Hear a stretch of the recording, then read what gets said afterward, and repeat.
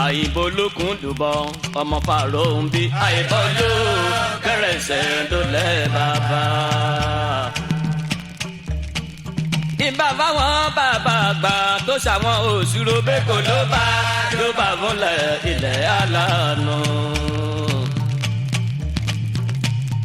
tòṣùrò dìde tó bí fàrọ̀ ń bí bẹ́kọ̀ ló bá fúnlẹ̀ ilẹ̀ alánú. fàrọ̀ ń bí díàmọ́dù ẹja ló ní ibùgbé kò ló bá wọlé ilẹ̀ alánú. dàmọ́dù bí dèrèsù ọba wà láàyè wọlá bí kò ló bá wọlé ilẹ̀ alánú.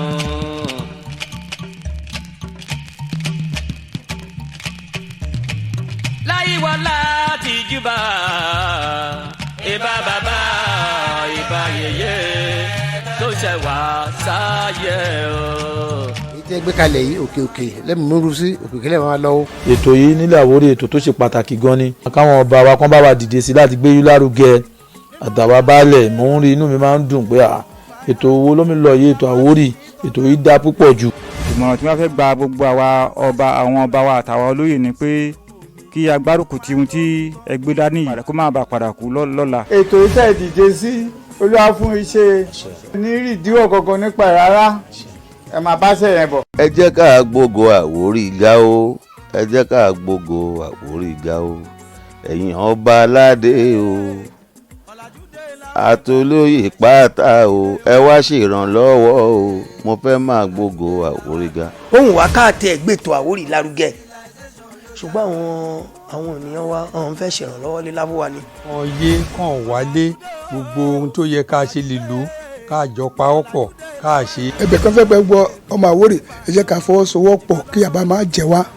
mo dẹ̀ fi àkókò yìí mo fi súre fún ẹ̀yin nílẹ̀ Àwórì tẹ́ ń gbé àṣà Àwórì ọmọ Olúwẹ̀hún ní arugẹ ọkọ ọba àdàbà ní ṣáínlẹ́sọ̀ ẹ máa lọ́ọ́rẹ́ ẹ máa bọ̀ ọ́rẹ́ o. ẹ̀ka ilé mi là kàkà pé kí ètò yìí kí a ga kí àwọn Àwórì ká jókòó so ẹ̀ka yìí tí ó bá di pé iṣu yìí méjì náà mi ò ní gbogbo ọkọ̀ ọ̀nù yìí tì. àwọn àwo ẹgbẹ́ ọ̀hún kitigbe o akíwákú àṣálẹ́ akíwá káàbọ̀ sórí ètò nílẹ̀ Àwórì tàṣálẹ́ ní ohun èmi ọmọ iná ọlá o Abíọ́lá Babátúndé ọmọ níbẹ̀kọ àgbò má jókòó ẹ̀ mọ́ ọmọ ṣìkòkò ṣòwò ọmọ gẹ̀dẹ̀gbẹ̀dọ̀ ọmọ abó ìbò sọ̀rọ̀ kẹ́lẹ́kẹ́lẹ́ ọmọ nígbẹ́ sàmàlẹ́ ọmọ níkọ́ ọ̀dájú òmẹ́ni ọ̀wọ̀ èmi náà rí mo tọ́ dé sórí ètò tálẹ̀ yìí ìbà àkọ́dá àṣẹ̀dá odù tó máa rè ọba lè ní ọba lànà ọba títí ayé àìnípẹ̀kún mo sì bá ládéládé ilẹ̀ Àwórì ọ̀tọ̀kùlú ìlú ìjòyè ẹ̀yìn ìyáwó àwọn ogun arúgbó aṣọ máa kanlẹ̀ bí kò bá jùbà ilẹ̀ wẹ̀ ilẹ̀ mi lè rufula bọ́mọdé bá jùbà àgbà orúkọ dalẹ̀ mo sì ṣèbà gbogbo oníbàálẹ̀ yẹ jẹ́ kí jú mi ṣe fín níwẹ̀ yìí lédi ẹ̀mí tó kú ẹ̀ mọ́bọ̀ ká tó wá bẹ́ sójú agbámi ètò ẹ jẹ́ kí a lọ gbọ́ àǹtẹ̀mù à ń padà bọ̀ kéná.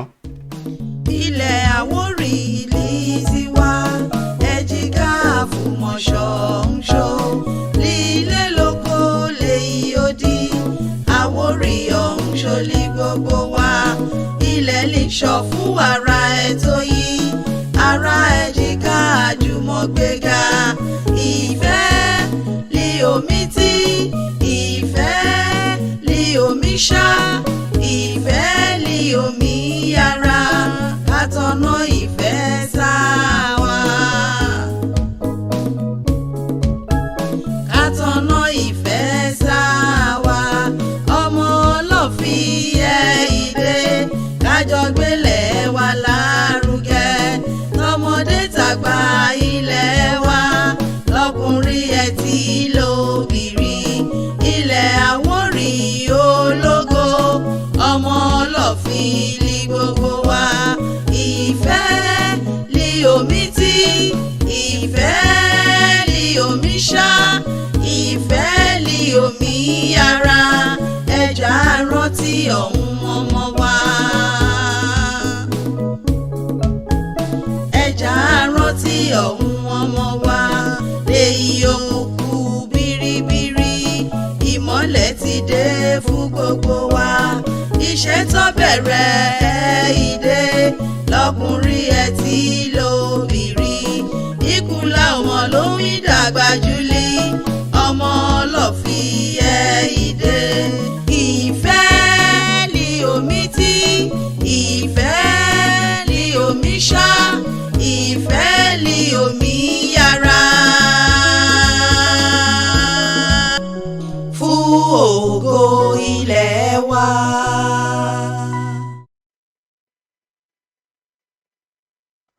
fún ògo ilẹ̀ wa ìfẹ́ lé omi tí ìfẹ́ lé omi yára òun náà láàmì sọ ẹ jẹ́ kí àfihàn wa ṣèkóso náà ọmọ ọlọ́fin kóso ẹ lé gbogbo wa wà Àwórì Èkó Àwórì Ògùn kóńkó jábélé kálukú mi ṣe tiẹ̀ ẹ jẹ́ ká mú yẹn kú ká mọ̀ wípé kò sí òun àmú aṣáyè yìí kò sì sí òun àmú lọ ká ṣe wá náà lè hòhò náà láàmà padà ká máa máyé lè fúnra wa ẹ jẹ́ ká fira wa ṣèkóso náà àwọn ìṣàlàyé dúpẹ́ lọ́wọ́ gbogbo ẹ̀ ilé tí mi ṣùgbà lórí ètò yìí látòrí ládéládé ìjòyè ọ̀tọ̀kùlú ìlú ẹ̀yí olórí ẹ̀yí baálẹ̀ ẹ̀tẹ̀ yìí ti diaspora lọ́hún a ò lè máa dárúkọ yìí tán àmọ́ lóore ìtorí tọ́rọ́kọ́bọ̀ owó là o gbogbo là mí ṣe yìí ó ní ká ṣe mí ṣe àwọn nǹkan ló ní ká máa nìṣó bíbàṣe ò bá ṣẹ̀ṣẹ̀ kò sí olíbàlámálá àdúpẹ́ pé òkú iná ìtọ́wọ̀n gbogbo wa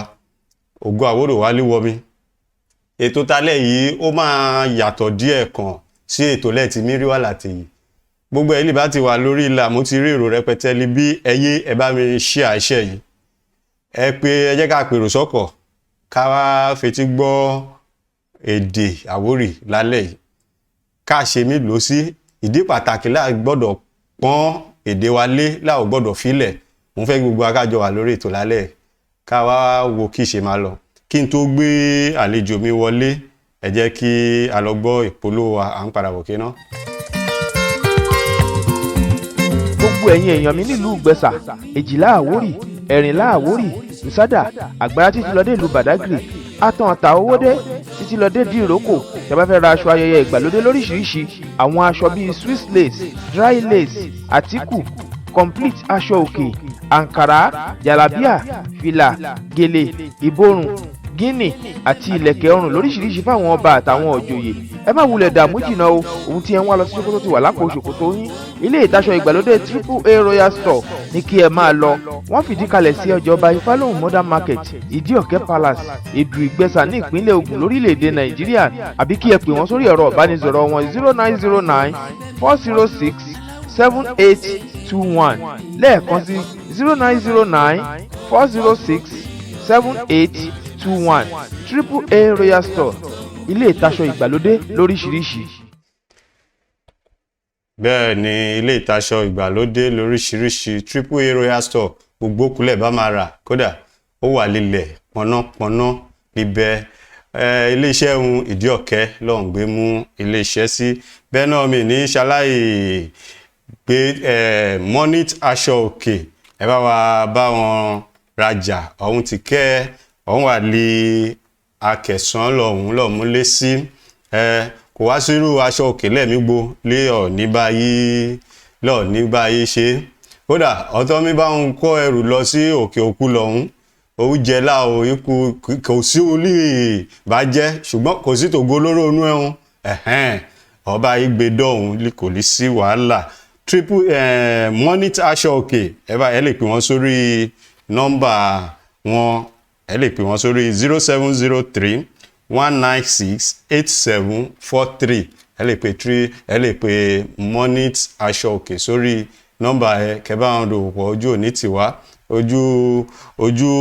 ojú kódà gbogbo kúlẹ̀ bá rí mọ̀rànmọ́rán ló máa rí o tó bá ṣe tán ká pákéjì rẹ̀ fún yí aṣọ òkè gbogbo wọn lọ́ba gbogbo náà ló ti mí bá wa patronize wọn lé èdè ti olóyìnbó aṣọ òkè kò sí pẹ́ bá rí mi ẹ̀tẹ̀ ní mọ̀ páṣọ òkè là kí ẹ ṣe jẹ́ rẹ ajá máa gbájẹ́ láṣẹ ìjùmọ̀ rẹ̀ mọ́nítà aṣọ òkè ajá máa gbájẹ́ ṣe ẹ̀kú àdúró tiwa lórí ètò yìí léwẹ́ ìmá lọ gbé àlejò mi wọlé ọ̀hún náà ti wà lé ìkàlẹ̀ wẹ́ẹ̀lẹ̀ tí lè bá wa sọ̀rọ̀ lálẹ́ gbogbo ẹlí ti wà online gbogbo yìí ní ti rí lè bí gbogbo yìí ní máa kí láìpẹ́sẹ̀ yìí kádárúkọ gbogbo kọ́mẹ̀ntì ní ti mí rí lè ọ̀kan mi lè ibi ojú òní ti wá ẹ bá wa pèrò sọ́kọ̀ ẹ jẹ́ kájọ tó kọ́ ìmọ̀ kú ìmọ̀ lálẹ́ yìí ètò talẹ́ ìmọ̀ màá tọ́tọ́ sọ ó yàtọ̀ sí ètò láti mí rí lè yẹ hello ògbóni. kitigbe ẹgbẹ́ ahun. ó gbére o ẹ kalẹ́. ẹ kalẹ́ o ẹ kú ètò a máa tòrò lágbára Ọlọ́run. àṣẹ Èdùmàrè ẹ bá mi dárúkọ yín fún gbogbo ọ̀hún lèmi wò wá lílé bó tẹ̀ jẹ́ pé a ti tẹ orúkọ yín síta lèyí ṣùgbọ́n ẹnu ọlọ́fà láti mí gbọ́ mọ́ta tó ṣe bí òye. ẹ ò purọ́. My name is Fagbohun SAMSON Kolawole. Orúkọ mi ló ń jẹ́ Fagbohun SAMSON Kolawole. And I'm from Ilado in Badagry local government. Ilado nìgbé ti wá. And by God's grace, I love my language. And I love Awori, that is a dialect. Mo fẹ́ràn èdè mi kẹ́sẹ̀ fẹ́ràn ẹ̀yà èdè Yorùbá à ń pè láwórì. And anything you love, you are ready to care and share. Bó ni bí nǹkan bẹ́ẹ̀ wò nìyàn, èpì tọ́jú ẹ̀. Some people today they don't value their language, and once you miss a language, you have lost your identity. Bó ni ọba fojú pẹrẹ wèdè ó lé ẹ̀ka ẹ̀dùn nìyàn yẹpẹrẹ. And it's one of the things that is suffering us in Awori people. You know, some people say the language is shame. You are bringing shame to the entire Awori and the generation. Bó ni ọba lóye kó mi ṣe délé kójú sẹ̀mí tiẹ̀ kì í ṣìwẹ́lì kó olómi dójú tì gbogbo ìran iye wàlẹ̀ ìyá olíyẹ lólè dójú tì. But according to the program this night, we'll be taking it one after the other. Àmì mú lọ kọ̀ọ̀kan ṣì torí òmìnira ò lè gbèrú yọ ò má ṣe lè yà. Ògbóni kódà inú mi dùn pẹ̀lú kẹ̀ṣẹ́ mímú lẹ́wẹ́wẹ́ yẹ ìbéèrè ẹ̀tẹ̀ tí kò béèrè méjì pọ̀ ní iwájú mi níbí ó dàbẹ́ fún àǹfààní ilé ìbáṣẹ ń darapọ̀ mọ́ alẹ́ ilé èmi pẹ̀lú Ògbóni Fagbohun SAMSON ó ti sọ ọmọ bíbí Ìlàdó ní ìpínlẹ̀ ìjọba ìdàgbàsókè Ọlọ́run dá SCDA ní agbègbè Badagry lọ́hùn jẹ́ kò sí méjì lè mú mi gbé wá sórí ètò lálẹ́ yìí mo ti mi rí un lórí ìtòrọ̀ ọ̀hún náà ní page lọ́mìíràn ṣùgbọ́n ìyàlẹ́nu lè mi jẹ́ fún mi ní wípé bọ́ọ̀ bá mi so ìbò lórí èdè un ọ̀tọ́ mi ṣàgbọ̀fọ́rẹ́ lé èdè Àwórì ó wá jẹ́kulí ìjọ mi lójú nítorí mo sì bárù rẹ̀ pàdé rí ìyẹ́ náà láṣẹ ní kan wá sórí ètò lálẹ́ yìí máa padà sọ́dọ̀ òun Ògbóni. Mo ń gbọ́ yìí o. Kí ìjẹ́ kẹ́yìn rí ìdí pàtàkì gan-an lè jẹ́ wípé ẹ̀rù lọ́kàn yín pé bẹ́ẹ̀ bá mi sọ ìbò lórí iṣẹ́ ìyìn rere lẹ́mí ṣe ẹ̀mí túmọ̀ rẹ̀ lédè ti abínibí kì í ṣe èdè Yorùbá o èdè Àwórì kẹ́ẹ̀rí gangan mo fẹ́ kẹ́ ṣàlàyé fún gbogbo wa. Well, first and foremost, I want to let us know that I'm a minister of the gospel. Mo ń fẹ́ kí kọ́kọ́ yé wa pé ìránṣẹ́ Ọlọ́run ni wá, akẹ́kọ̀ọ́ ọ̀rọ̀ Ọlọ́run. And by God's grace, I've given myself to the meditation of the Bible from Genesis to Revelation for the past 20 years. I've meditated on the Bible for more than 10 copies. Mo ti mi àrò nínú Bíbélì ju 20 ọdún lọ. Mo tètè ka Bíbélì mẹ́wàá nípa àṣàrò. Then I discovered that God has program for each tribe, each family, each generation. Mo wá ṣàwárí pé Ọlọ́run lè tó fún ẹ̀yà kéli fúnran kéli fún ọlọ́kọ̀ọ̀kan ètè bí. But and again, I discovered that once you tamper with language, you have tampered with so many things. Mo ṣàwárí pé èdè ló jókòó ìṣú ọkàn ènìyàn papọ̀. Èdè ló mi dàrú kí ìlú tó dàrú. So I now discovered that how do I minister in English effectively by the grace of God. Mo máa mi wàásù lédè òyìnbó and I interpret for myself in Yoruba. How I came about it, I don't know. Mba sọ̀rọ̀ lóyìnbó mẹ́ẹ̀tọ́ sọ̀rọ̀ Yoruba. But one day I said, how can I minister in English, Yoruba? Because I study language to some extent. You have language, you have dialect, we have idiolect. Mo ṣe research àwájílẹ̀ nípa èdè òólì èdè ẹ̀ka èdè ṣẹ̀wà ẹ̀ka èdè ṣẹ̀wà ẹ̀ka èdè ṣẹ̀wà Àwórì jẹ́ ẹ̀ka èdè Yorùbá. Bó o bá tó gbé Àwórì ẹ̀ka èdè Àwórì tó wà. How do I preach the soul saving salvation message to everybody in English, in Yoruba? And I will not allow my people to hear in their own language. I said no, something must be done about it. Kíni kan lóru mi lọ́kàn ọjọ́ kan mìíràn kò ní àfèdè òyìnbó kí o ṣe wàásù ìgbàlà òun ẹ̀tọ́ lè dé Yorùbá kí o ṣe wàásù ìgbàlà kí ẹgbẹ́ àwọn èyí jẹ́ pé èdè abínibí. And I know the power of language. Language connects the soul because it's a product of the soul. Inú ọkàn lè dègbé tí mi wá. Ẹ́ńjìnì lọ́kàn jẹ́ irú kan jẹ́ ọkàn ni. So I say that when you speak a language, you connect. Bóòní ọba bóde bá yí àwọn èdè aṣọ àwọn papọ̀. I say no, I have to be English. I created a platform. I have to preach in English and preach in Àwórì. Mbà ti sọ́ọ̀lì ìjọ nǹkan kan bẹ̀rẹ̀ máa sọ́ọ̀lù òyìnbó kátó sọ́ọ̀lù Àwórì ìgbà tí mi dánmọ́ràn mi kí ni máa jáde wẹ̀yí. Ẹgbẹ́ mi ń gbèdé lé mẹ́pọ̀jú ẹ̀pẹ̀rẹ̀ wèdè èdè ló mi dàrú kìlú tó mi dàrú. And that is where the passion came from. And I'm very serious about it. Ó ẹ̀ jẹ́ mi lógún ìpọ̀ because language, if you handle, I want our leaders listening to us that language is power of communication that you have to manage to build and preserve a generation. Èdè jẹ́ ìṣe pàtàkì fún ẹlíbálí ayé nìke yóò mi ṣètò fèrò kí mi darí èrò yóò lérò lórí alàgbàlílé alàgbàlílú alàgbà lórílẹ̀‐èdè gbọ́dọ̀ kọ́ ti ṣe mí lo èdè ìtorí èdè jẹ́ òyò mi lò kí omi òun ló jókòó mi sòlú papọ̀. Very very important. Those are the things, the passion that my people must know this gospel in Àwórì. And in fact, I'm very passionate about it. Olódùmarè ṣé o mọ̀ pé bígi bá gbẹ dáadáa kí kó ẹ̀tọ́ lè rí ná máa jóná pẹ̀lú ìrọ̀rùn. That's the passion. So wherever I get to, when I meet an Àwórì person, I greet you in such because I know I'm connecting. Mo mọ̀ pé okùn mi ṣọ́ àwọn and I mean, for the sake of the interview, let's just continue their faith. That's what brought the passion. And I'm very sorry. I want to see a Àwórì conference. I want to see a Àwórì youth leadership training. Àkókò ń bọ̀ yá máa ṣe àpèjọ ọlọ́balọ́ba àpèjọ baálẹ̀ ká ṣe ètò Àwórì. Because if you don't arrange, see, language give you identity. Èdè ló pọ̀ ní ọ̀lẹ́ ìdánimọ̀. When I was looking through research in language, there are 6,000 languages in the world. Sórí èdè wà láyé ẹgbẹ̀rún lọ́nà mẹ́fà. And they say that many languages are going to die. And once a language die, that's the end. Tradition, generation died. Sórí knowledge is useless without understanding. Sórí ìmọ̀ òwúlò líbúlò iye ò gbé sí. Now, the moment a language is lost, a generation has been closed. That's what it means. Sórí bẹ́ẹ̀ kan bẹ́ẹ̀ kú tí ìran yẹn parí síbẹ̀rẹ̀. Bẹ́ẹ̀ni ẹ parọ́. And that's why you see that language connect people, make people strong and powerful, and give them identity. Identity make them to get themselves arranged. After getting themselves arranged, it's very difficult to damage them. Sórí èdè ló mi ṣe àmì ìdánimọ̀ fóònù.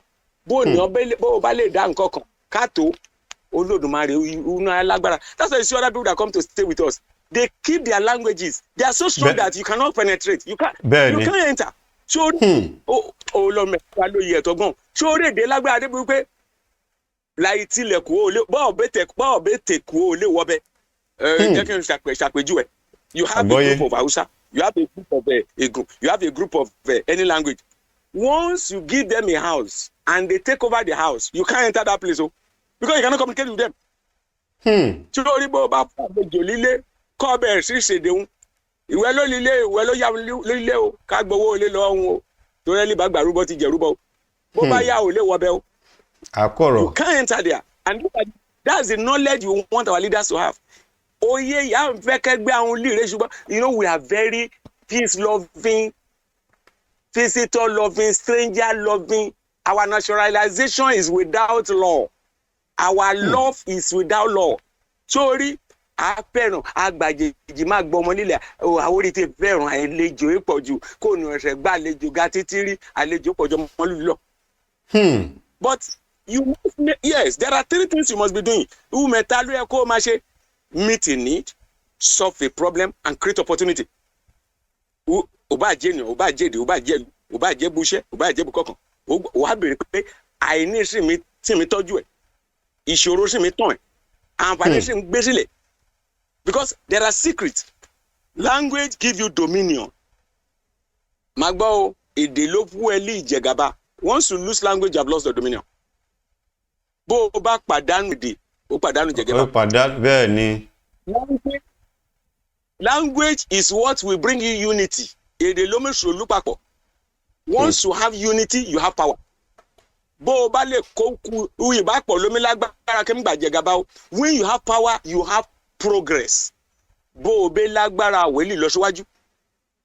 So I'm looking forward to a time when we use this language to bring all the leaders together, the obas, the baale, the community leader, so that if there's a conflict in anywhere in Awori land, whether Lagos State or Ogun State, there are elders, there are council that will invite them. And because once you are fighting in any place, it is very difficult to make progress there.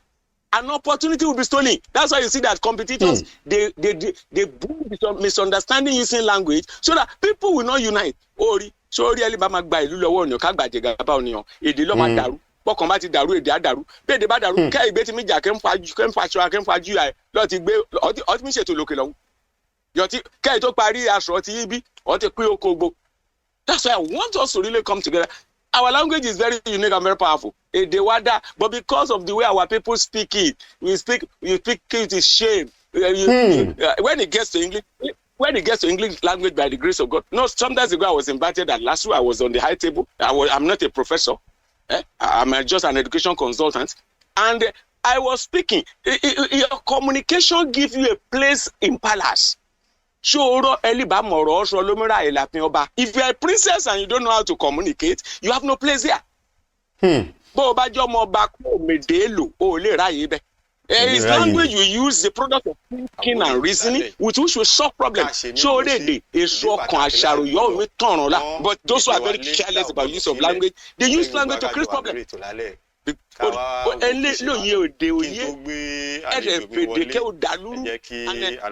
will not only affect him, it will affect his generation, affect him. People will look down on his tribe. Sometimes somebody will meet an Awori and say they don't go to school, they only say line. Kó àpàdé Àwórì ẹ̀rọ pé olè lọ́mọ ọ̀tà mi náà lè wé kó mi ká fún sọ́bẹ̀ yẹ Olódùmarè àwa ti bá òyìnbó pàdé bá a bá sọ̀rọ̀ tán ọ̀rẹ́ tó máa bèrè pé kó ìmáṣe gbà á kọ́ alẹ́ yẹ bó ń bẹ́ kí n fu Àwórì kọ́ kọ̀ǹpútà mi kọ́ ẹ bó bá lò yẹ ṣùgbọ́n but I discover many people the language is dying. People don't speak it. People are ashamed to speak it. But I believe that with this our great man doing a great job, it will be revived. Orí ọ̀fẹ́ atọ́kùn ètò yìí àlè if not for language, if not that I was speaking the language, you wouldn't say I'm an Awori person. Bẹ́ẹ̀ni.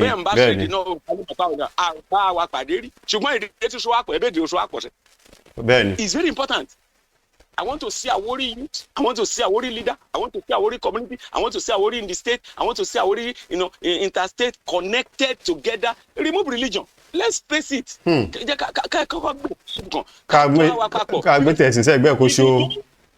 Yes, if you don't arrange yourself as a group, you'll be divided and you will lose grip. And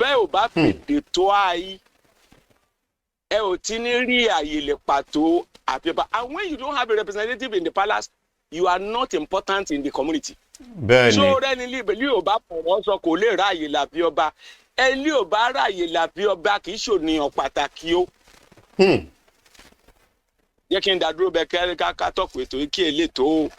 Ògbóni ẹ ṣe ìbá mi dúró libẹ̀ kíná fún àǹfààní ìlú bá ṣe ń darapọ̀ mọ́ wa lílé èmi pẹ̀lú ògbóni mi Fagbohun SAMSON lọ́jọ́ wà lé orí ètò lé alẹ́ yìí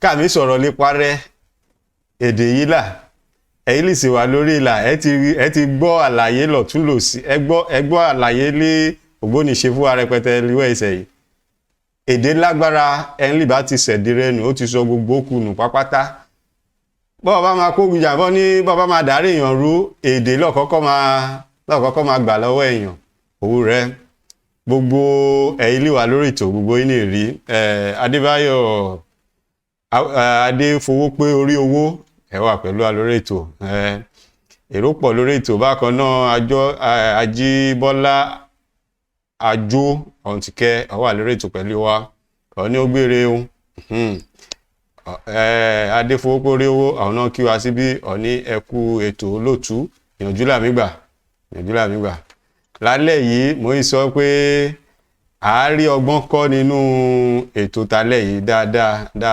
dáadáa ojú òní tiwa èrò pọ̀ lórí ètò èrò pọ̀ níbí pẹ̀lú wa bákan náà Abdullahi Kari ọmọ tọ́ba àwọn tí kẹ́ ọ̀ní kitigbe ọwà níbí pẹ̀lú wa Ajíbọ́lá Ajó ẹni ẹkú ètò ẹ̀ náà ẹ̀ kí wa síbí ọjẹ́rìí sí ọ̀rọ̀ lé ògbóni mi sọ ní àkọ́rọ̀lá bákan náà Kabiru ọmọtọ́ba ọ̀nà ni very interesting kódà ọ̀nà ń gbádùn ètò yìí lálẹ́ yìí Odùbùjọ àwọn tí kẹwàá bí Adésínà oníkìtìgbé gbogbo ọmọ Àwórì lápapọ̀ agbére àtùbà àtùṣẹ làṣẹ Èdùmàrè kò ní bàjẹ́ àwọn náà ṣàdúrà fún wa bákan náà ọ̀gá bí Àìná Tèmítọ́pẹ́ olórí kò ní bàjẹ́ ọ̀nà oníkìtìgbé ọ̀kíwá sí ibi yìí èrò pọ̀ lórí ìlàlẹ̀ alẹ́ yìí àwọn lè drop comment síbẹ̀ àwọn láàkà jáde yẹ ojú òní tí wà láṣẹ Èdùmàrè kí n tó padà gbé ògbóni mi wọlé ẹ jẹ́ kí a lọ gbọ́ ìpolówó wa à ń padà wọ̀ ké náà.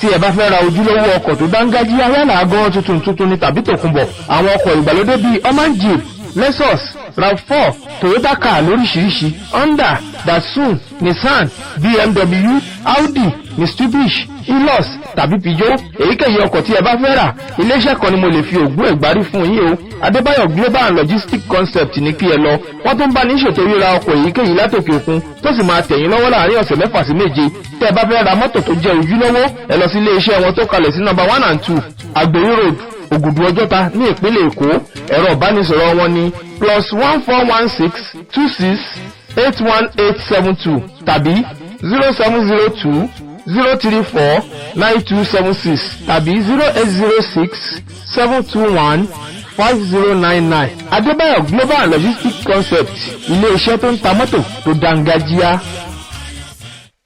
kì í ṣe jẹ́ rẹ iléeṣẹ́ lèmítà mọ́tò lè dáńgájíá ẹ bá wa lálẹ́ àgbè wa kò ní bàjẹ́ láṣẹ Èdùmàrè.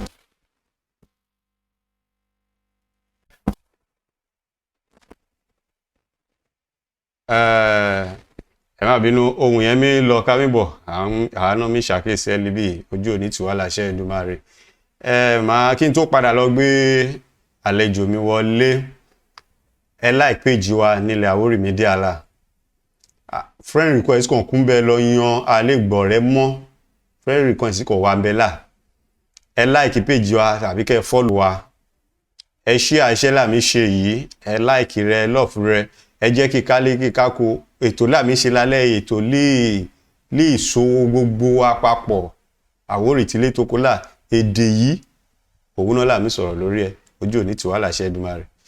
Instagram àwa libẹ nílẹ̀ Àwórì YouTube channel wa nílẹ̀ Àwórì TV àwa libẹ ẹ subscribe sí YouTube channel wa gbogbo kí ṣe mí lọ iná lẹ́ máa rí libẹ ojú òní tí wà láṣẹ Èdùmàrè. Bẹ́ẹ̀ bá tó wá ní kú ṣe ayẹyẹ ní ìkàwé gboyè là gbogbo kùlì bá ti dálẹ̀ ń gbó ká gbé sóde ẹ pè wá síbẹ̀ kódà ẹ̀yin náà ẹ mọ̀ pé ó yàtọ̀ síra wọn àgbéjáde mọ̀rànmọ́rán fún gbogbo ayé rí kì í ṣe jẹ́ rẹ ojú òní tí wà láṣẹ Èdùmàrè. Má padà lọ gbé àlejò mi wọlé lè wẹ́ ìṣẹ̀ ògbóni. kí ti gbé ẹkú ètò. Ọlọ́run mi tó mi béèrè ní máa béèrè yìí ẹ sọ mọ̀rọ̀ lẹ́kùn ṣùgbọ́n mo máa tọ́tọ̀ béèrè ṣé lóòótọ́ lé àṣà ó yàtọ̀ sí ẹ̀sìn torí àmì gbé pọ̀ mọ́ra àwọn lọ́pọ̀ gbà ó ti jẹ́ kí a rí wípé lórí ẹ̀sìn láti rí pé ẹ̀sìn gan ó ti gba ọ̀pọ̀lọpọ̀ àṣà lọ́wọ́ wa lọ́wọ́ yìí ṣùgbọ́n ohun lè jọ mí lójú nínú ìyìn rere yìí torí lílo èdè abínibí fi polongo ìrere Ọlọ́run àṣàlà ẹ rí pé kò ṣeé sọnù lẹ́yìn ṣe mu ẹ bá wa yànnà náà ẹ kí òun èèyàn wa òun kọ̀ tó lè rọgbọ́n kọ́ ìdí ẹ lálẹ́ yìí. Okay. Well, when it gets to language and religion, you need to find out the origin. When you don't know the history of the past, you will use the present to waste the future. Bọ́ọ̀ ni ọba mọ̀ ìtànná èpè ní kí o bọ̀ lájẹ́. Because history gives you the light of the past and prophecy gives you the light of the future to be in alignment in the present. Ìmọ́lẹ̀ ìwà lèyí òun là pé lìtàn. Ìmọ́lẹ̀ ìwà iwájú ìyẹn là pé láṣọ tẹ́lẹ̀. Bíná méjì bá kó àrùn òye ayé ẹni kò gbé wà. Now, when you talk about culture, you talk about language. Language, without language, culture will die. Sori bí o bá ṣèdè, àṣà ikú, ká wà lé, ká pé mẹ́wàá àbùkàn ṣe kẹ́ ẹ̀ máa wojú àwa bẹ́ẹ̀ yìí. Bó bá yá o kẹ́kọ̀ọ́ ẹ̀mí dìde lọ kọ̀ọ̀kan. But as soon as you speak, immediately you are connected. One thing I want us to understand is that because meditation is very important. Àṣàrò ṣe pàtàkì because we use meditation to bring information from the spiritual realm.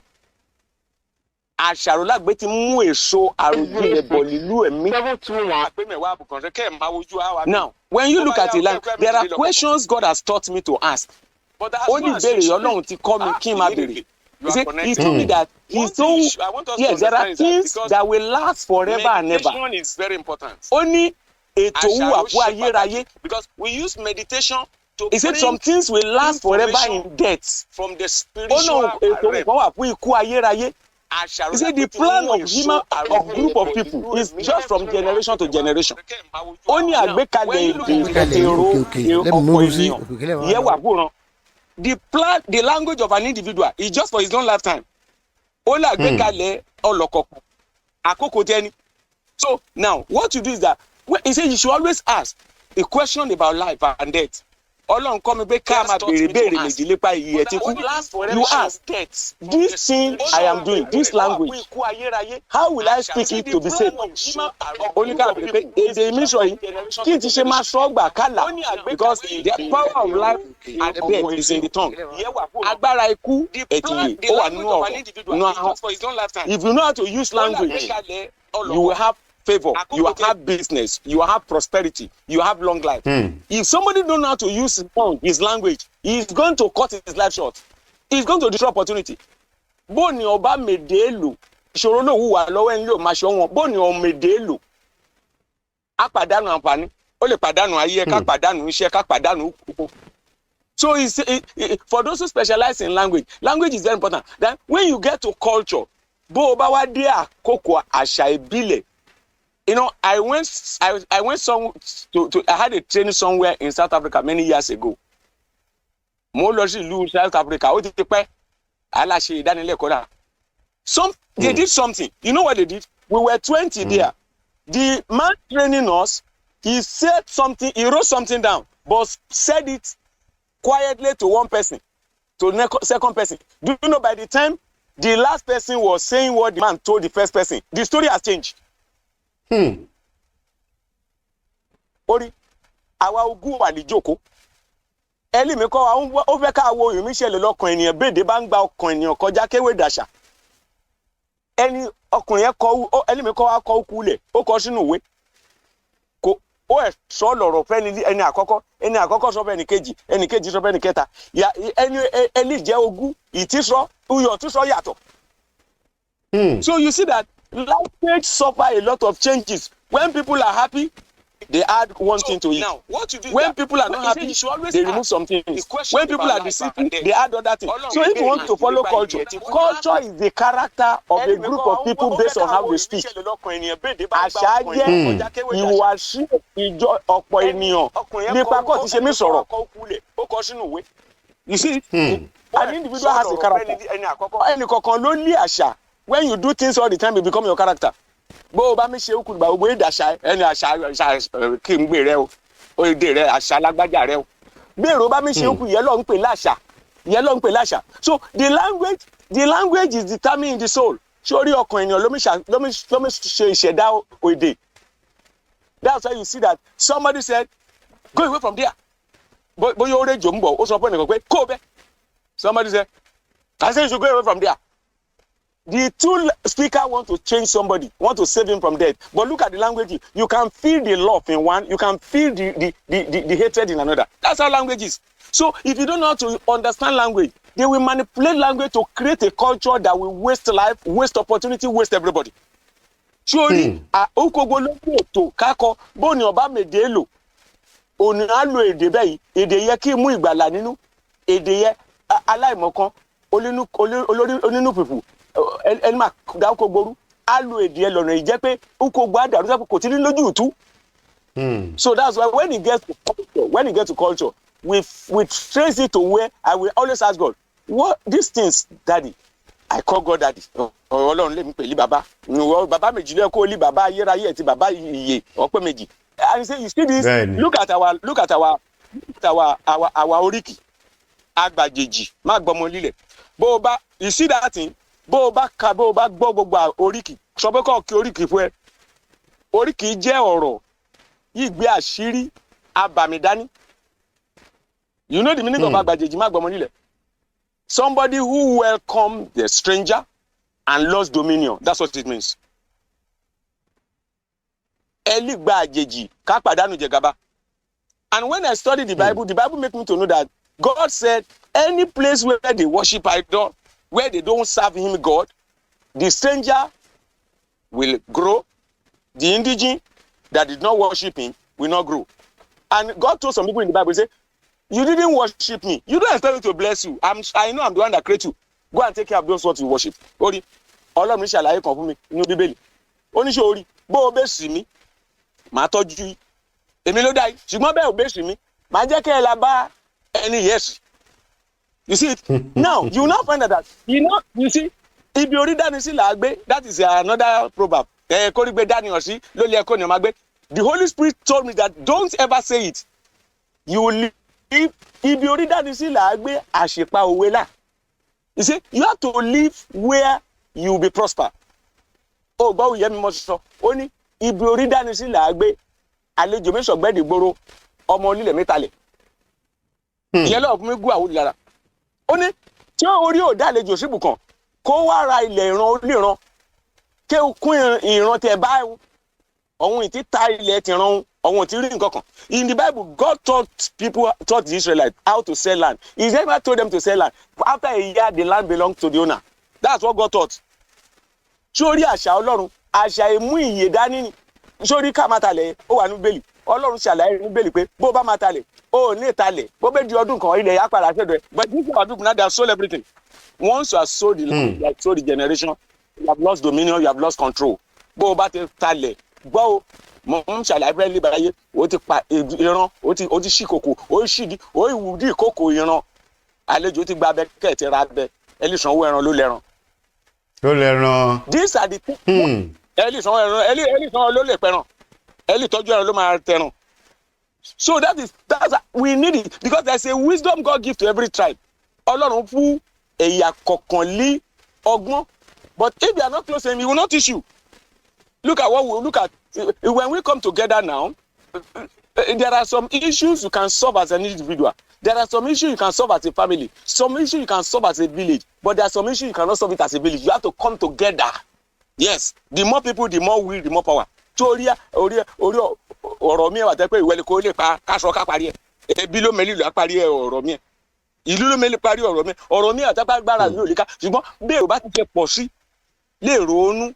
Agbára inú máa sopọ̀ sí. When you get to the government house now and you go as an individual I'm an Awori person nobody listen to you but when you say well we had a conference last week who were there our obas were there our baales were there this is our communicate yọ tí yan olùkóso kan ó mọ̀ pé èrò ló lágbára ẹlí ò lérò lágbára ẹlí lérò lórí ló lè ṣòro màá tọ̀sọ̀ ẹ̀dí bẹ̀sẹ̀ òde wájú ìjọba káṣọ́ fún ìjọba pé ìyá kọrẹ ọkọ àti pé olùròyìn wọn gbó ọtí bọ́ bá wọn sọ̀rọ̀ àgbékalẹ̀ rí ìyá ń gbòòrè ìyá ń bèrè sí tí ó mọ̀ pé ọ̀dà àlóhùn tó rà pọ̀.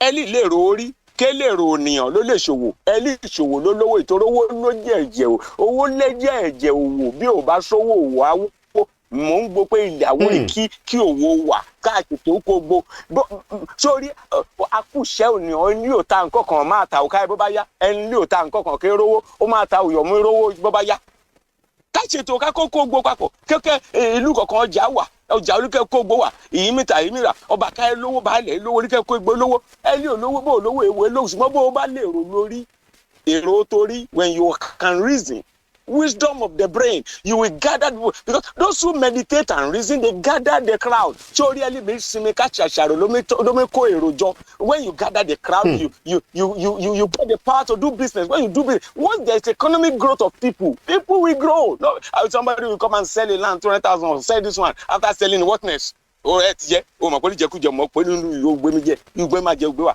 so all those things have to start from leadership I want to see the strong.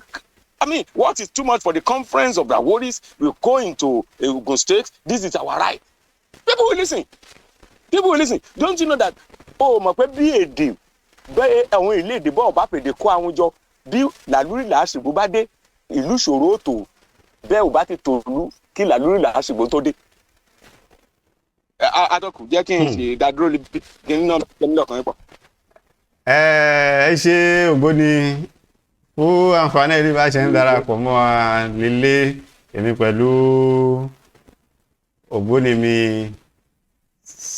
SAMSON Fagbohun tó jọ wà ní orí ètò ní alẹ́ yìí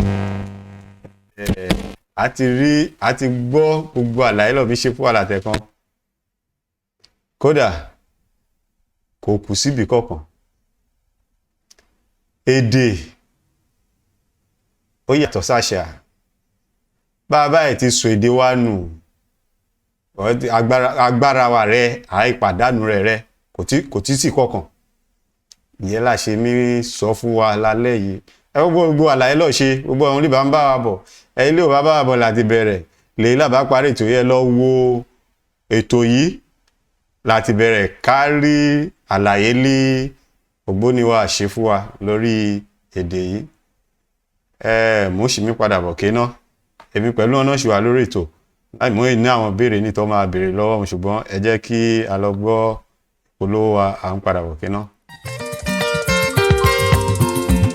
gbogbo ẹ̀yin èèyàn mi nílùú Ìgbẹ̀sà Èjìlá Àwórì Ẹ̀rìnlá Àwórì Nsádà Àgbàrá títí lọ dé ìlú Bàdágìrì Àtàn Àtà Owódé títí lọ dé Dìrókò tẹ́ bá fẹ́ ra aṣọ ayẹyẹ ìgbàlódé lóríṣiríṣi àwọn aṣọ bíi Swiss lace dry lace àtíkù complete aṣọ òkè ankara jalabia fìlà gèlè ìborùn gíní àti ìlẹ̀kẹ̀ ọrùn lóríṣiríṣi fáwọn ọba àtàwọn òjòyè ẹ má wulẹ̀ dààmú jìnnà o ohun tí ẹ ń wá lọ sí Sókótó ti wà lápò ṣòkòtò yín ilé ìtaṣọ ìgbàlódé AAA Royal Store ní kí ẹ máa lọ wọ́n fìdí kalẹ̀ sí ọjà ọba Ifálóhùn Modern Market Ìdíọ̀kẹ́ Palace Ìdù Ìgbẹ̀sà ní ìpínlẹ̀ Ògùn lórílẹ̀‐èdè Nàìjíríà àbí kí ẹ pè wọ́n sórí ẹ̀rọ ìbánisọ̀rọ̀ wọn 0909 406 7821 lẹ́ẹ̀kan sí 0909 406 7821 AAA Royal Store ilé ìtaṣọ ìgbàlódé lóríṣiríṣi.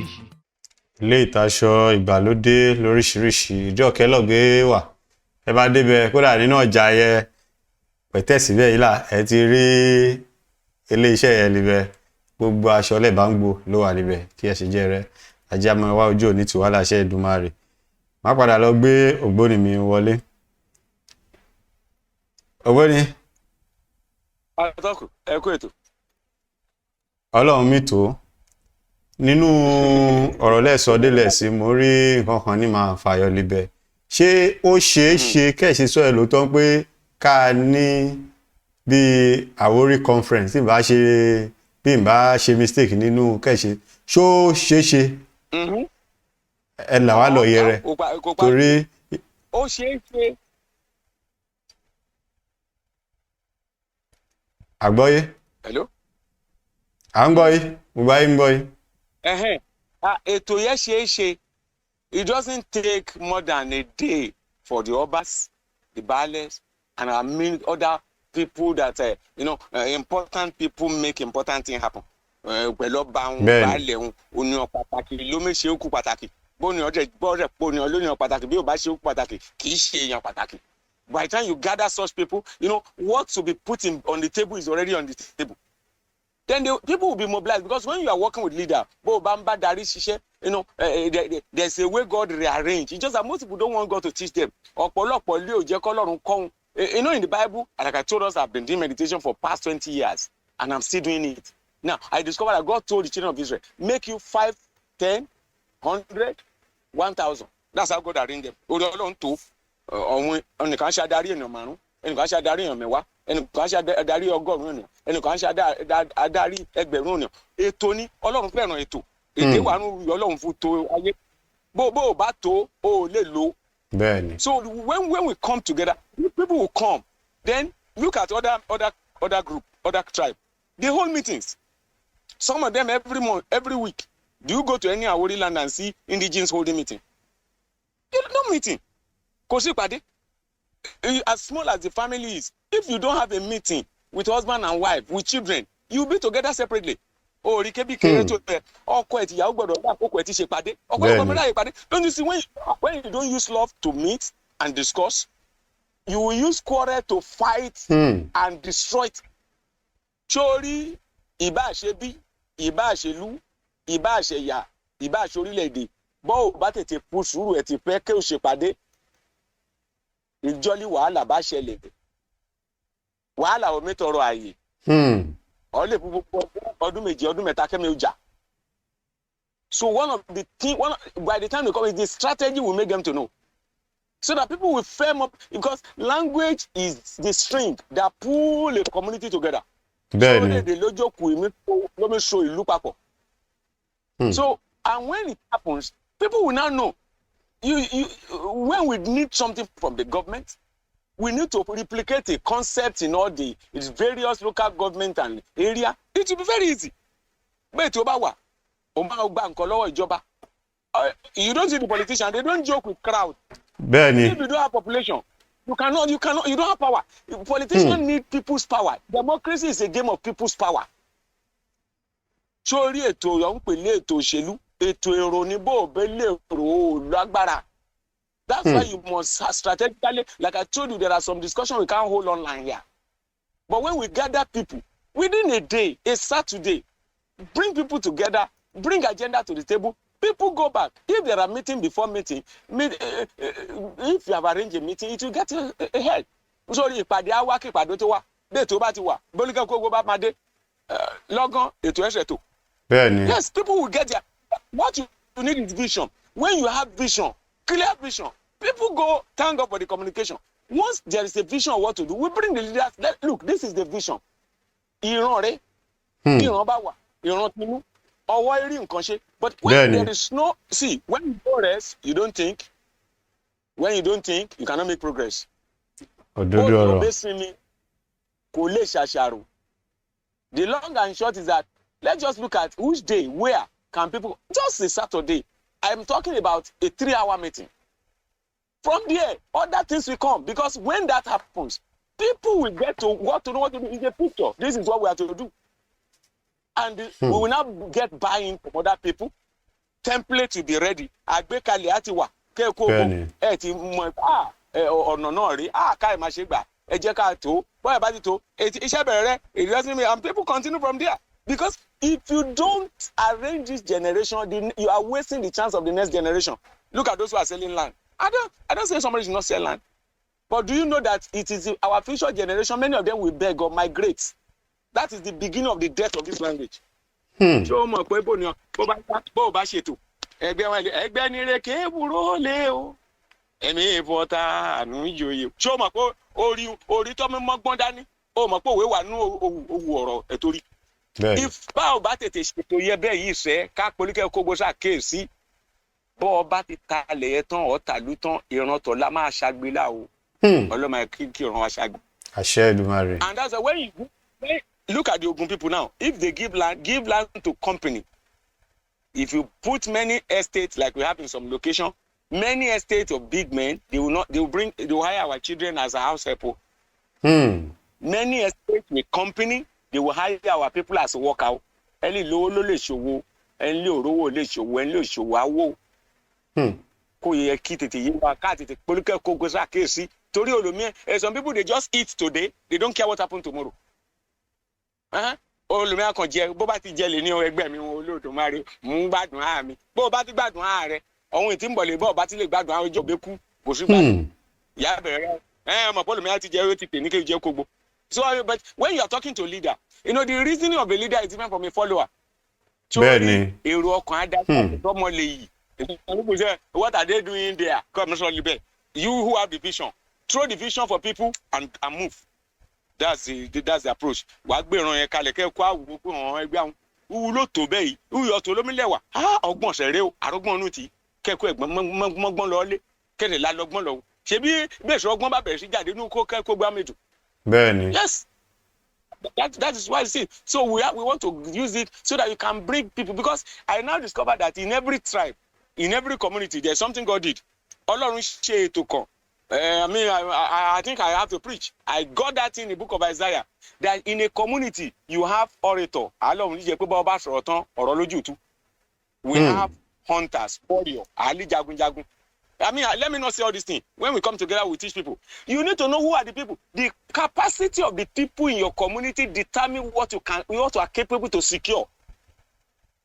In some community now, they don't have a graduate. If it is your turn, no matter what you do in politics, when it's your turn to bring a representative, you don't have anybody. Olùmẹ́mi ṣòṣèlú rẹ̀ kò wọlú ẹ̀ kò sí ẹni lọ sí yunifásitì lílú ẹ̀.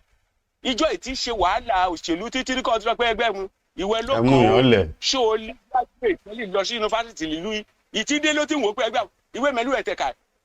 Olódùmarè ẹgbẹ́ mi kí ni ń bà nìyàn nínú jẹ́ pípọ̀ jù. Ìyí ń bà nìyàn nínú jẹ́ pípọ̀ jù. Bring people together. Let's share ideas. Let people run with visions, clear vision that will not be struggle as a generation. Bó ni agbádàrí papọ̀ kọ́ wo àwòrán ọ̀la. Bó ni ọ̀rọ̀ àwòrán ọ̀la. Àgbẹ̀ akọ̀ọ̀lì gbèrègbèrè lè ní. Ká tọ̀nà ká ṣètò kó gbọ́. Yes, it's very important. I discovered that strategically, generational strategy of God. Do you know what it does? In every world power, there is a Jew there. So Ọlọ́run ló mi ṣàkóso orílẹ̀-èdè Israeli. Bó o bá wo ilẹ̀ ọba ìlágbá in Egypt, there was a Pharaoh there. There was a Joseph there solving a problem nobody in that kingdom can solve. That's why you now look at talent. Awori has talent. Awori ló lẹ́bùn. Bẹ́ẹ̀ni. As I'm talking to you now, I know the talent of my family. Communication and fine art is our talent. Káàsọ̀rọ̀, káyàwó, and drum from my mother's house. Kélùlù, ìyẹn wà lè dídú èyí àmì. If you don't know, many of us say here now, you don't know your talent. And the moment you despise your talent, you are no longer a wonder, you are a wanderer. Bó o bẹ fojú àbùkù ẹ̀bùn àmútọ̀run wá ìwọ àràyọ Ọlọ́run kú ẹ̀rẹ́ olólì ẹ̀dí rádaràdà rẹ o. To connect your talent, you cannot be a wonder in the realm of human. Bó o bá fojú yẹpẹrẹ wo ẹ̀bùn àmútọ̀run wá ìyọ Ọlọ́run kú ẹ képu ràn képe bí képe ìyá tiwa lè pàwórí bẹ́yìí. Bó o bẹ fojú yẹpẹrẹ wo ojú ìyá abẹ́rò yìí ń sọnù láàárín èrò ẹlí ìjàṣàrò lómi ṣe wo àrà lérò yóò lè lò lórí pé ń wò ẹgbẹ́ mi ń àlè ọkàn. So we need it. Let's bring it is one after the other. When we set the fire now, everybody will get it. People know what to do. Strategically they move. If you get to Babylon, you see Daniel there. But Babylon God there until you allow God to show you your uniqueness, your monopoly will be lost. So let me ṣàṣepaya pé ẹgbẹ́ mi ẹ̀bùn ìkú ẹ̀rẹ́ o yín ìfúràn yìí rẹ́ o ẹ̀yin ní kẹ́ ẹ̀ la ṣètò tì yí o kẹ́ ẹ̀ máa ṣe èrè o, because if you collect life, God of life must explain that to you. Bó o bá orọ́gbọ́n Ọlọ́run bó o bá gbọ́gbọ́n lọ́wọ́ Ọlọ́run ọgbọ́n àṣàlàyé fún. But the problem many of us have today is that when they give us power, we don't allow God to explain power to us. We misuse power. Olùkọ́ pápá nìmẹ́ lágbára ṣe. Ọlọ́run alágbára pé Ọlọ́run alágbára kí n ká ti máa lo ọgbọ́n àṣàlàyé. You see Moses. This was carrying ordinary rod. He didn't know that was the weapon that can fulfill the mission of his life. Ó mọ̀ pé ọ̀pá ó fojú àbùkù ọ̀pá darandaran. Ọ̀pá Ọlọ́run ìdá ọ̀pá àṣẹ agbára ìṣẹ̀dá ló ṣàlàyé pé ìwé Mósè ọ̀pá ìgbé kó ì máa ṣe gbà á lóore oní ọ̀hún ìyí lè ṣe ọkàn. Ó mọ̀ pé agbára ìṣẹ̀dá ju agbára ẹ̀dá. So these are the things. Let's just get people buying. They come into a place, a decent place. Yes, where we hold the meeting to matters. Káàgbé ti ṣèpàdé náà ó ṣe pàtàkì. And you bring in people there, representative, the Obas, the Ballet, the people, notable people that can catch the vision, will sell their agenda. People move. Want to see it up and down. When people know you are organized, they know you have got the power.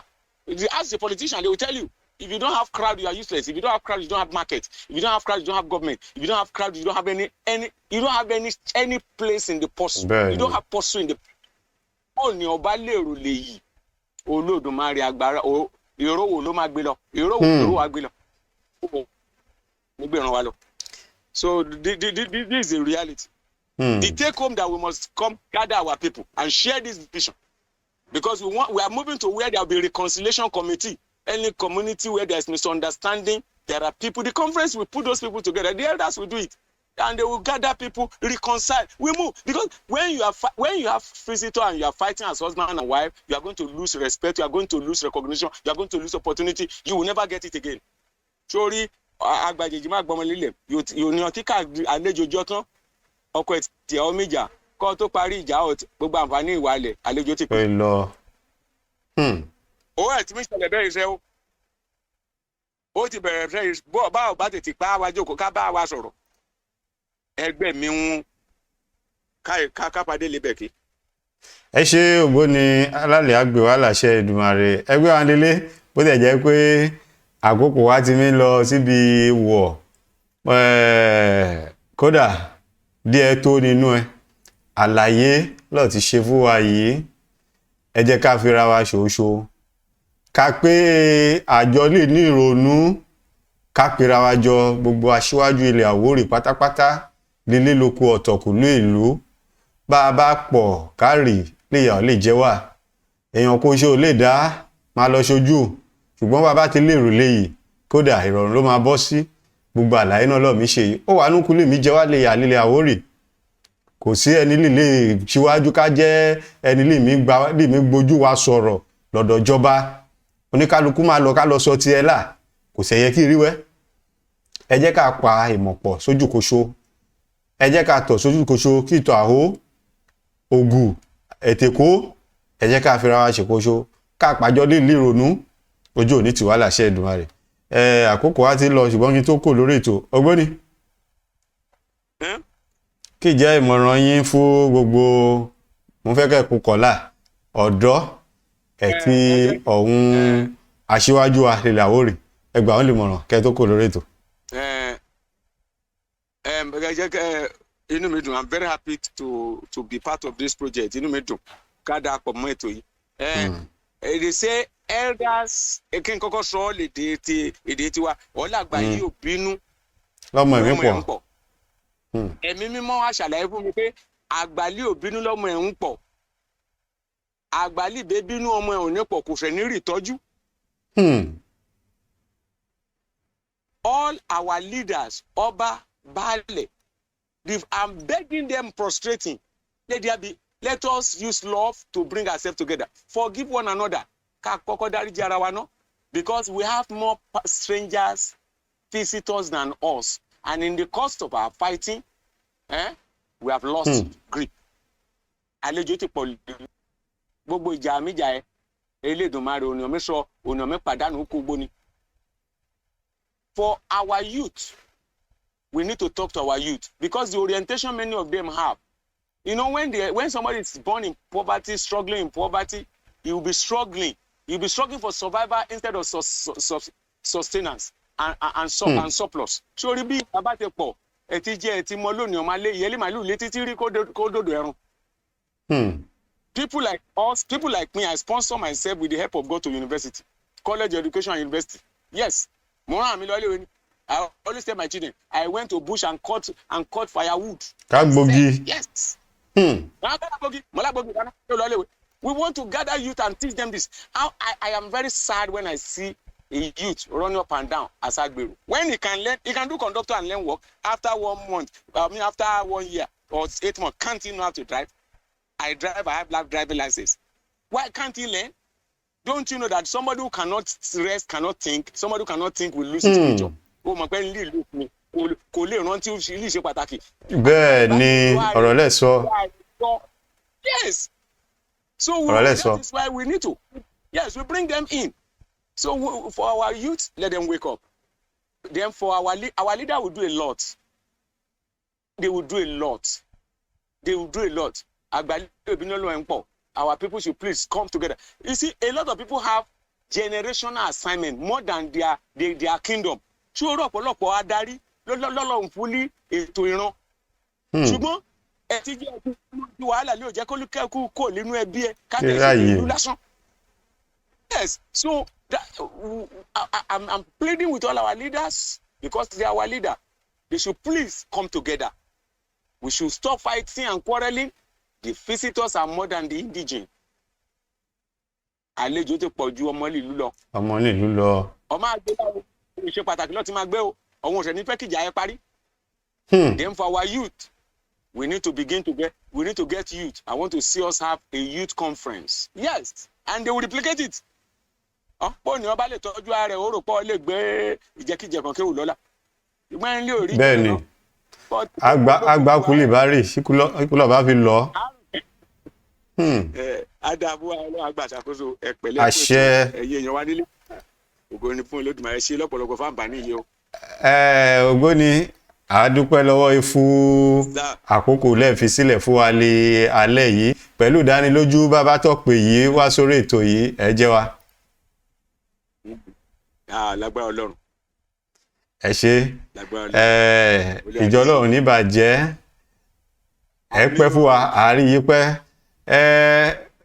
bí wíwá sórí ètò òṣìtọ́kù a kàn sí yìí láìpẹ́ ìtorí bá ò bá máa lára wa lọ yẹ lẹ́ẹ̀kọ̀ọ̀kan wẹ̀ yìí iyì wa ò ní máa ṣí o iyì wa ò ní máa ṣí inú mi dùn gan pẹ̀lú gbogbo àlàyé pẹ̀lú ìlanilọ́yẹ̀lẹ̀ fún wa lé alẹ́ yìí àjíǹdara máa jẹ́ àmárí yìí bá láṣẹ Èdùmàrè.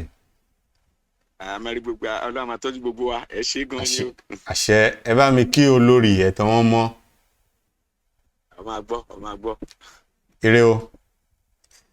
Ẹ ṣé. Ẹgbẹ́ wa nílé a jẹ́ ibi lámàrí ti alẹ́ ìdémọ̀ rèwé. Adúpẹ́ lọ gbogbo ilé tí darapọ̀ mọ́ wa lórí ètò lé alẹ́ yìí.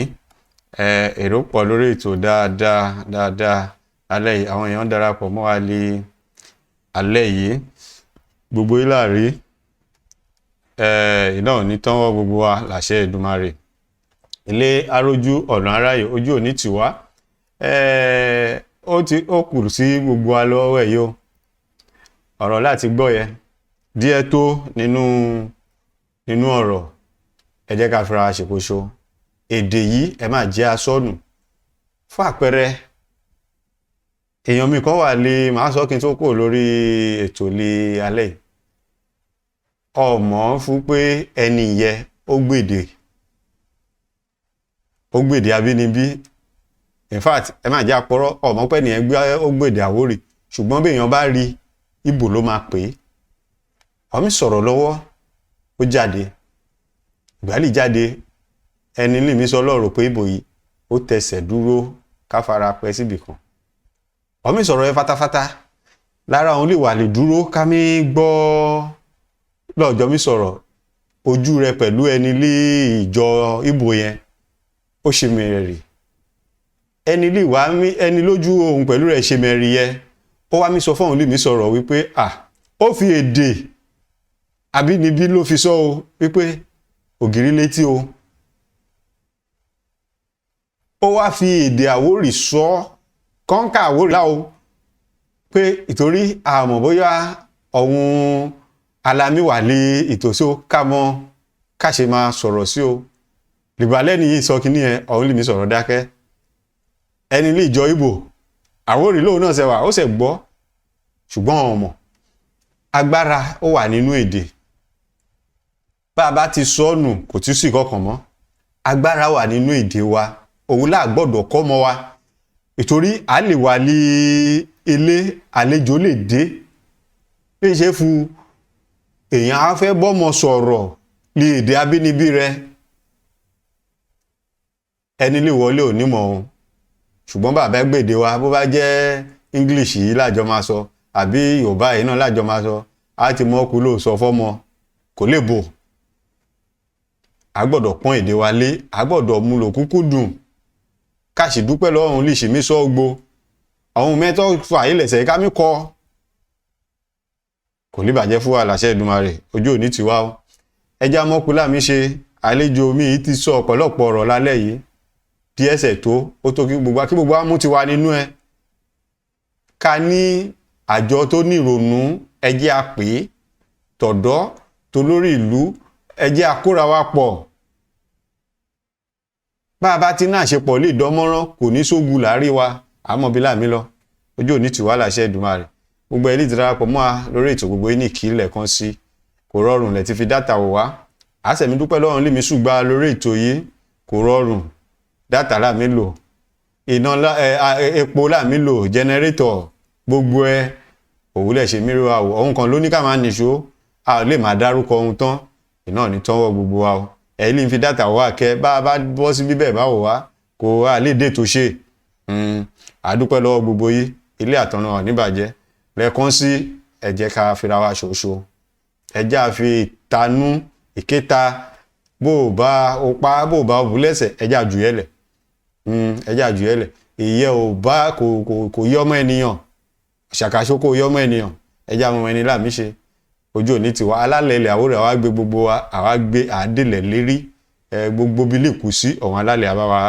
ṣe lè rọrùn ajẹ́bi ní máa rí ta lè dé èrè yìí tírítì ìgbà látọ̀ máa pàdé lórí ètò yìí ìmọ̀mọ́ iná ọlá Abíọ́lá Babátúndé ọmọ níbẹ̀kú àgbò má jókòó ẹ̀ mọ́ ọmọ aṣíkòkò ṣòwò ọmọ gẹ̀dẹ̀gbẹ̀dù ọmọ abọ́ ìbò sọ̀rọ̀ kẹ́lẹ́kẹ́lẹ́ ọmọ nígbẹ́ sàmàlé ọmọ ní kọ́ ọ̀dájú mẹ́ni wọ̀ tírítì ìgbà látọ̀ máa pàdé lórí ètò yìí mú ní ire lójú owó mi rí èrè lójú gbogbo àwọn àríò ó dàárọ̀ o oran alámàsùn èrè o. tí ẹ gbé kalẹ̀ yìí òkè lẹ́mìí múru sí òkè lẹ́mìí máa lọ́wọ́. ètò yìí nílẹ̀ Àwórì ètò tó ṣe pàtàkì gan ni káwọn ọba wa kan bá wa dìde sí láti gbé yín lárugẹ àtàwọn baálẹ̀ mò ń rí inú mi máa ń dùn pé ètò owó lómi lọ yìí ètò Àwórì ètò yìí dá púpọ̀ jù. ìmọ̀ràn tí wọ́n fẹ́ gba gbogbo àwọn ọba wa àtàwọn olóyè ni pé kí agbárùkù tí ohun tí ẹgbẹ́ dání kó má bàa padà kú lọ́la. ètò iṣẹ́ ìdíje sí Olúwa fún iṣẹ́ ní ìdíwọ̀ kankan nípa rárá ẹ máa bá ṣe yẹn bọ̀. ẹ jẹ́ ká gbógo Àwórì ga o ẹ jẹ́ ká gbógo Àwórì ga o ẹ̀yin ọba aládé o àtolóyè pa.